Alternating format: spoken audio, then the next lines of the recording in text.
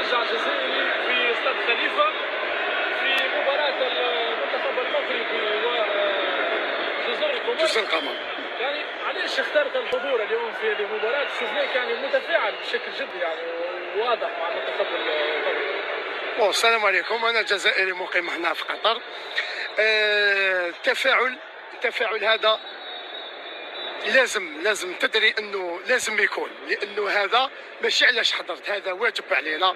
الشعب الجزائري والشعب المغربي خاوه خويا، يجمعهم صلة الدم، تجمعهم امور كثيره بزاف، وحنا بغض النظر عن اي الامر، حنا هذه هي، حنا يقول لك المصارن بين تشجيع هذا المنتخب المغربي والجزائري هو واحد.